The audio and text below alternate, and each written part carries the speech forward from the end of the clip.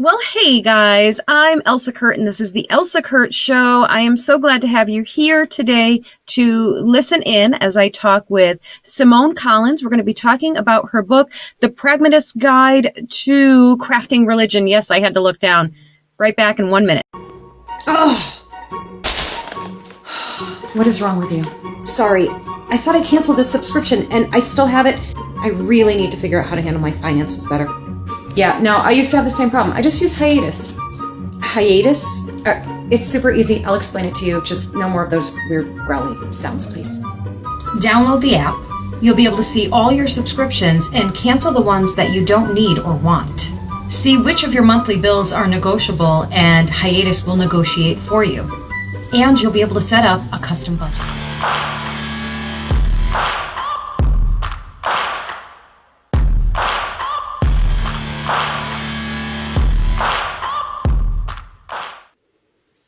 Simone, thank you so much for joining me. How are you today? I'm very well. How are you?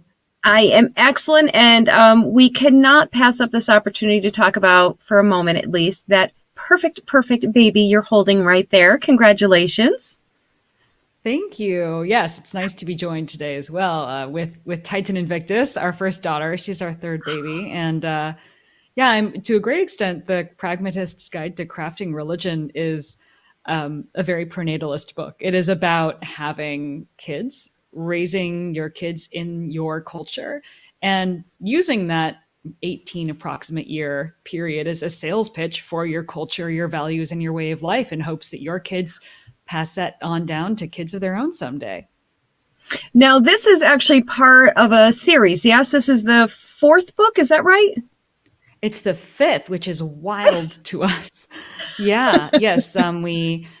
We first wrote The Pragmatist's Guide to Life, then The Pragmatist's Guide to Relationships, to Sexuality, to Governance, and to Religion. The relationships and sexuality ones we honestly wrote because The Pragmatist's Guide to Life was so philosophical and dense that we're like, well, maybe we should try books that are more scintillating and appealing to people. But we just love diving deep into these really existential things. So we couldn't help but get back to things like governance and culture and religion for our next two books. What was there something specific that happened that spurned the writing of these books? Like, did you just have this moment sitting across the table? You're like, we have to address this. How did they come about? To a great extent, they came about as guides that we wanted to just pass on internally to our own children. So The Pragmatist's Guide to Life, our first book, we originally wrote to them as our guide to helping them figure out for themselves what they wanted to value and maximize with their lives without any one guide pointing them in that direction. Because we feel like most books to that extent are making assumptions like, of course, you want to be happy or make other people happy or save the environment or whatever it may be. Whereas to us, it's really important that whatever conclusion you come to, you can essentially show your work and really own your beliefs. And so every book subsequent to that has been the same thing. We really want our kids to have the best, most pragmatic, for our theming, approaches to really important issues in life. And that's what these books are all about. But ultimately, we found a lot of people really enjoy these things as well. So we publish them. They're owned by our nonprofit foundation, which does all sorts of advocacy work, education, things like that. So we don't make any money from them. We price them as low as we possibly can. They're just really there to hopefully be a useful resource to those who are curious about these things.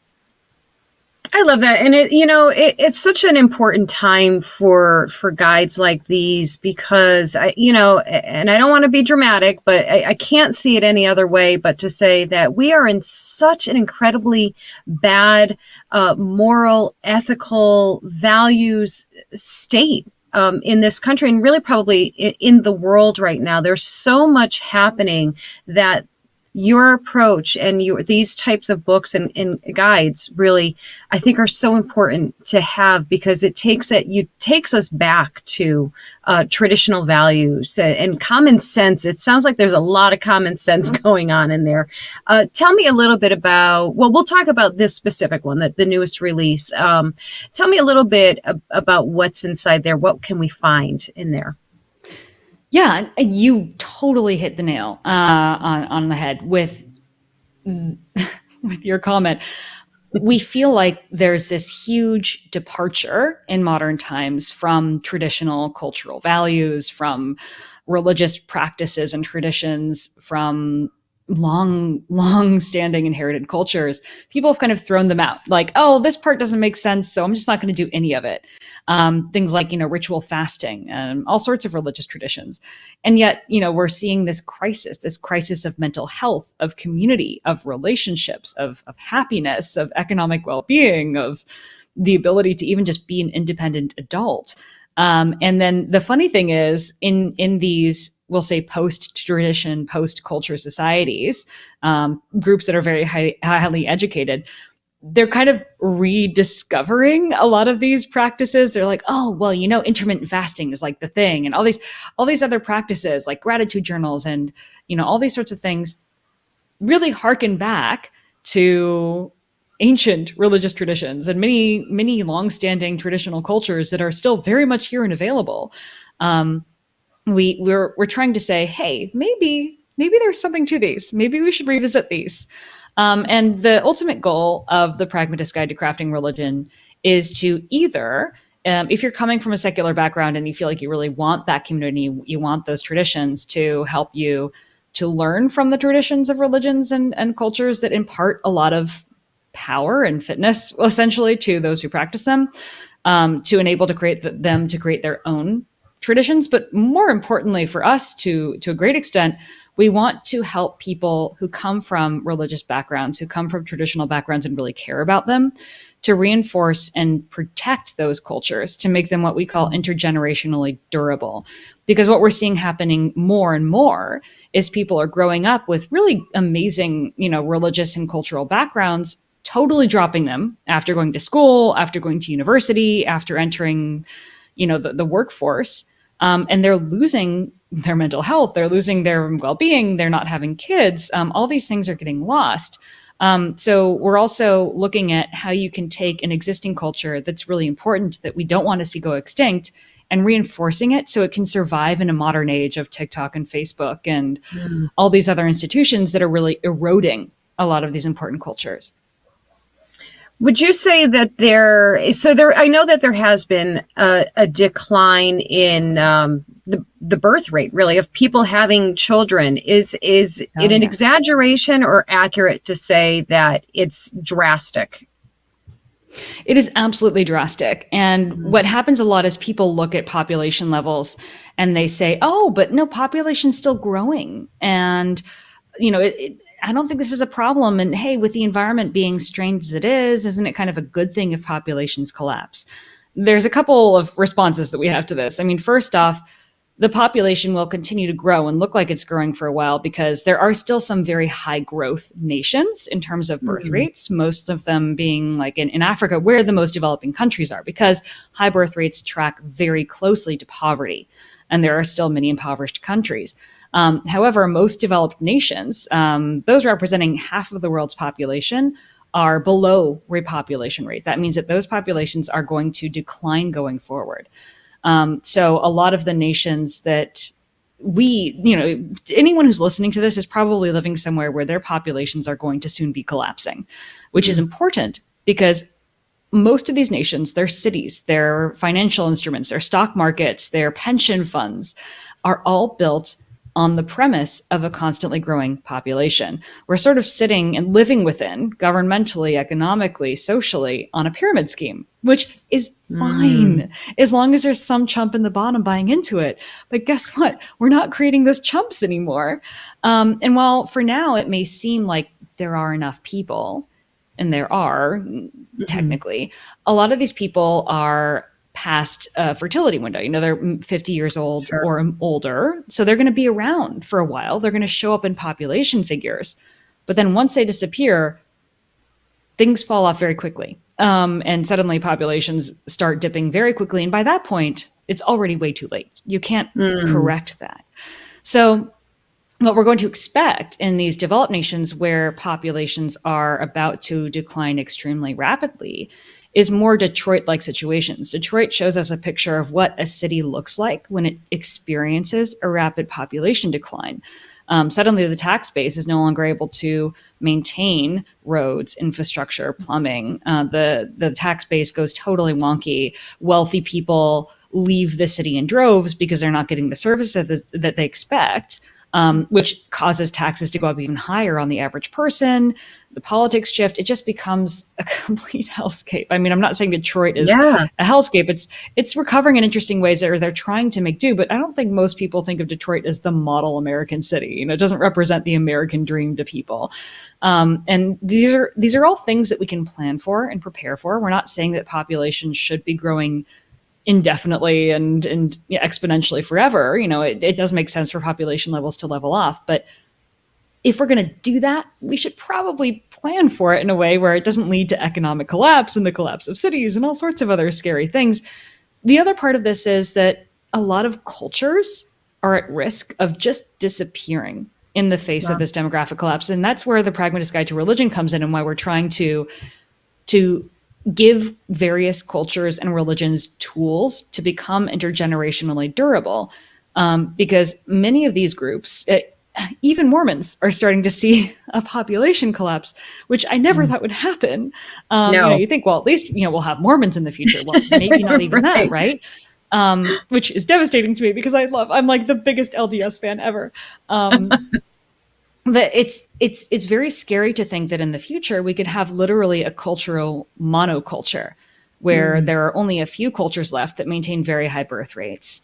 And, you know, good for them. You know, we want those cultures to exist. We would rather have a world in which those and many, many, many other cultures exist, because of course the human race is going to experience crazy problems that we can't even imagine. And I would rather have 348 different worldviews and mindsets working to fix that than like 3, you know, because one of them is going to come up with something crazy that actually works. And I'd rather roll the dice 348 times, you know?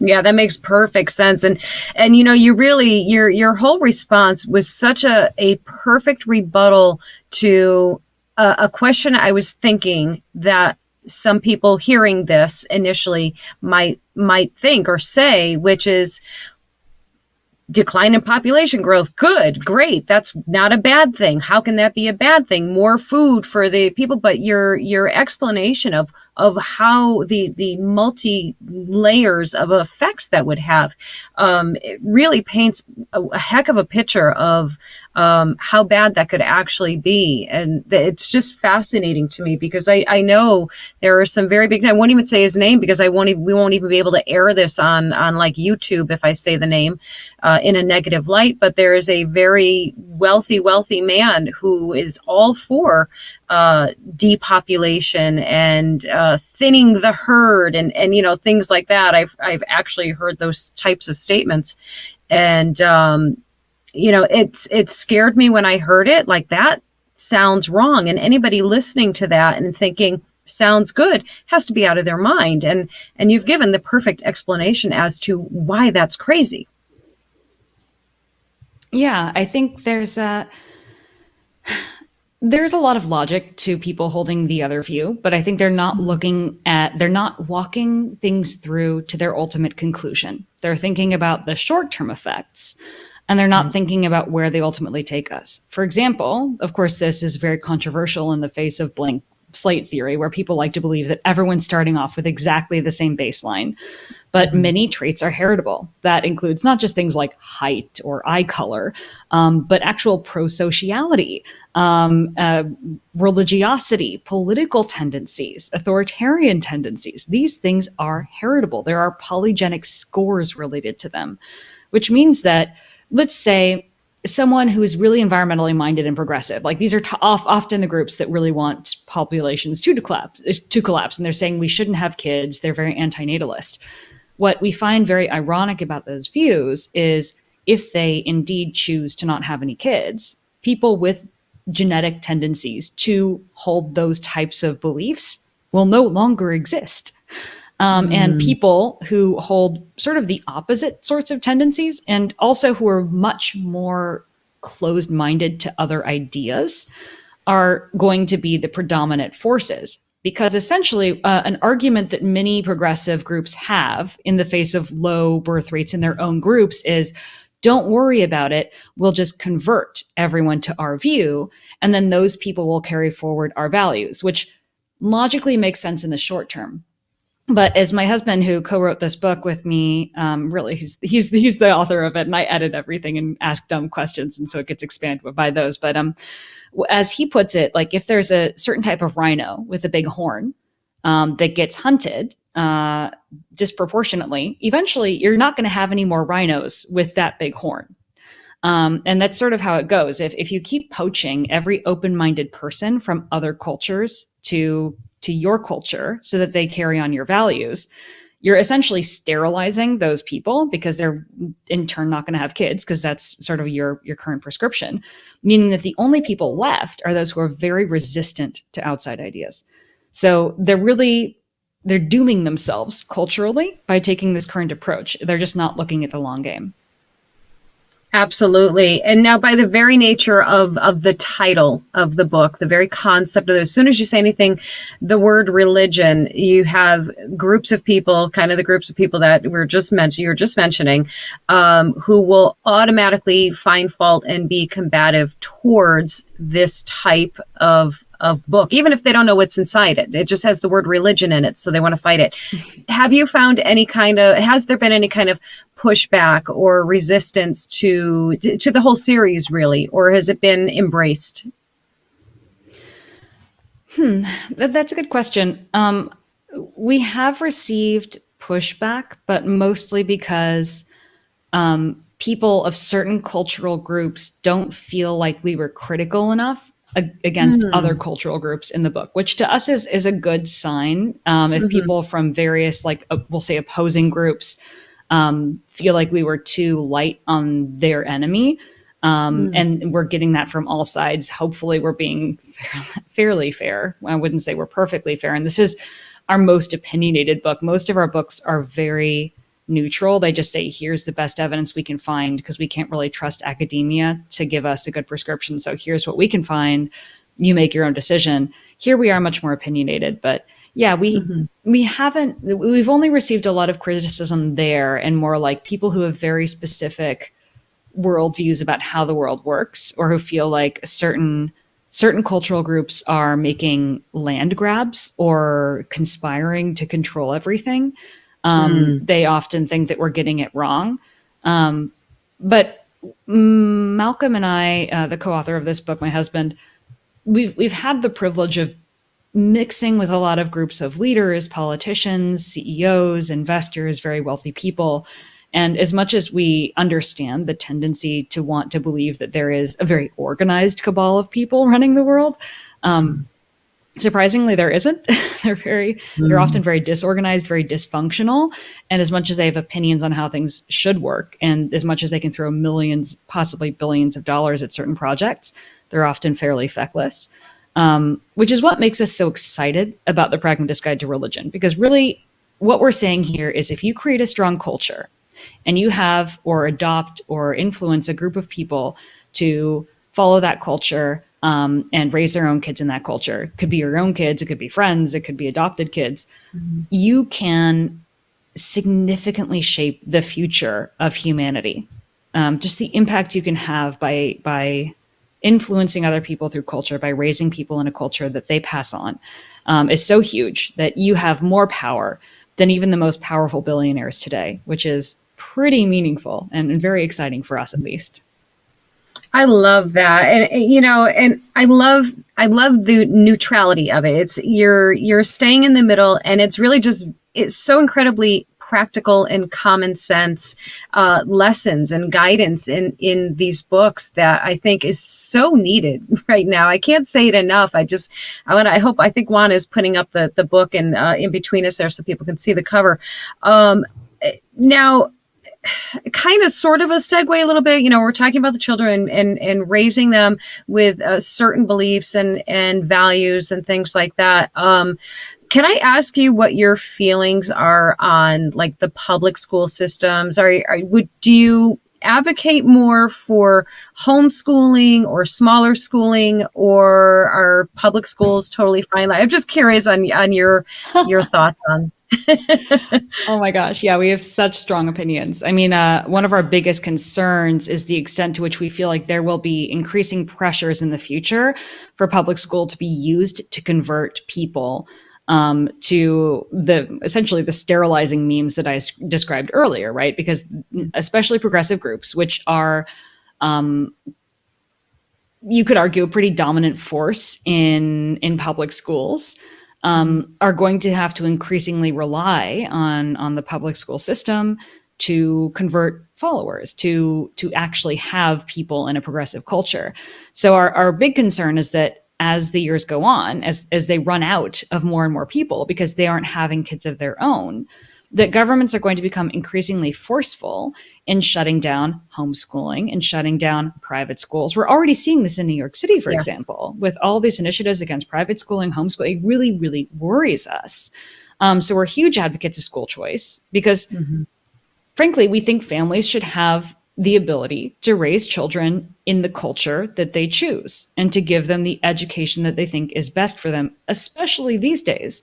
Because when we look at what education is, both like public schools, private schools, we'll just call it legacy education. It was Right. really something that was designed at the height of the British Imperial Empire during the Industrial Revolution. That was designed to create interchangeable parts for the empire. It was designed to create bureaucrats for a very regimented system. And that continued to work for quite a while with the lifelong corporate job. Again, they needed interchangeable cogs that were very good at following the orders of authority figures. That's fine. Right. But not today. The Not today. lifelong corporate job is gone. Everyone has to go back to figuring out how to make their own income, how to make their own life and their own career.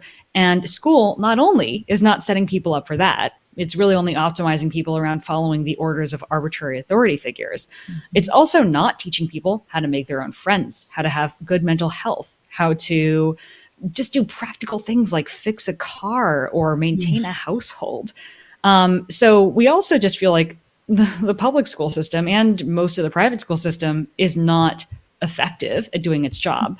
Right. And for our own kids, and we're also trying to turn this, our long game is to turn this into an alternative to the public school system that is publicly funded or voucher funded. We created a school called the Collins Institute for the Gifted. It's collinsinstitute.org if you want to learn more. But it's really designed to be an accessible elite school that gives students the opportunity not just to learn things in a very accelerated format, but also embark on careers as early as possible. Because Malcolm and I want to have 7+ kids. We are not going to be able to afford to send them all to university. And I don't even know if we would want to. You know, like we're all getting to a point now where universities are kind of becoming questionable in their ROI. So to make sure that we set Yeah. up to succeed, regardless of whether they have plans to go to university. And that means building up a career and using this process called democratized nepotism, where we really want to create a school system that introduces kids through apprenticeships, through joint projects, to world-class leaders in domains that they have aptitudes for, that they're interested in, whether that's mycology or astrology or astrophysics or nuclear energy, so that they can begin careers very early. And we don't think this is innovative. We think we're returning to what our founding fathers did. Benjamin Franklin started working at America's second ever newspaper at age 12. By the time he was 18, he was already doing what most of us are thrilled to have achieved at like age 38 or so. And there's no reason why we can't return to that. I mean, I'm not trying to advocate for like child labor or putting things on kids before they can handle them. But frankly, kids can handle a lot. Kids are brilliant, amazing people, and I don't think we need to be holding them back and delaying their childhood until like age 27, which is what's happening more and more these days. So yeah, that's that was a very long-winded response, but No, as you you can know, tell, I love it, and I very, very selfishly, I can't come up with that word. I think I just had like a stroke or something. I shouldn't joke. Sorry. It was selfish reasons because I was really hoping that was going to be your answer. Because it just truly resonates with me. And it's again, I know I keep using this same phrase, but the common sense that is here and that you put in these books is just, it's lost. I feel like it's so lost on large chunks of our society. And I agree with you 100%. I feel like our modern school system, more so than ever, is teaching our kids what to think, not how to think. And I think that is so incredibly dangerous and such a disservice to exactly what you just said. Children are absolutely brilliant. Their capacity for learning and understanding is boundless. I mean, what do they say that teaching a child a second language or another language by, before they're even 3, they have a better ability to retain and to learn. And so, I mean, Absolutely. talk about limiting our children with this, regimented groupthink mentality instead of exploring who they really are, what makes them interested and engaged, and how their brain works. And I just love everything you just had to say. I'm a super fan right now. I'm like fangirling right now. And I love that you guys are going to have so many kids. I'm so jealous. I wanted a whole gaggle of them. We have 2. I have 2, and now I have 2 granddaughters, as you know from before our conversation. But so I think my daughter's going to be the one having all the babies. So I'm ecstatic. I love it. Well, you've succeeded. It doesn't matter how many kids you personally have. I feel like the ultimate sign of success is how many successful, thriving, happy grandchildren you have. Because you could have 13 kids, you can have 10 kids, but if they all hate you, if they all hate your culture, if they all choose to not have kids, right, you're basically nowhere, or nowhere beyond anyone who didn't have any kids at all would be, really. So True. I feel like What a great grandkids point. is where that's Yeah, the metric that matters. So what I would say really absolutely. bothers me about public school too, and about, we'll say, the problem with a lot of elements of progressive culture in general too, is that there's this big rule where you can't have hurt feelings, that's not allowed. Right. And you can't push boundaries, and you can't emotionally put someone in a vulnerable or scary for them position. And yet the whole purpose of play, and you see this not just in human children, but in any young mammal and many types of organisms that aren't even human, play is about learning your personal and other people's boundaries. It's about pushing boundaries. It's about seeing how far you can go.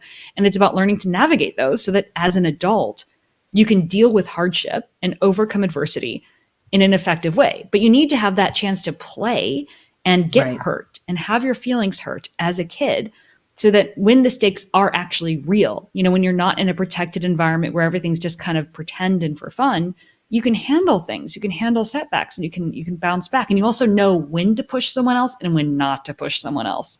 And the fact that that's kind of being outlawed in schools, in workplaces, is creating an incredibly vulnerable and weak society. It's like, isolating someone from any form of sickness for their entire life and then releasing them upon the world.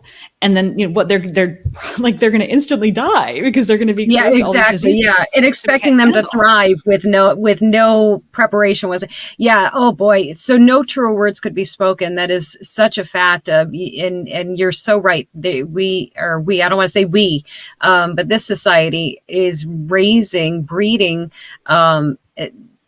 children who cannot cope, young adults who cannot cope with the slightest bit of rejection or adversity or trouble or trauma or anything. I mean, my goodness, we were kids, and I don't know, I'm sure I can speak for you as well, that, we went outside, we played, we got dirty, we didn't come in until the sun went down, and we had to go in for dinner, and if we got hurt, we cleaned it off and went back to playing. Like, we were just physically, mentally tougher and happier.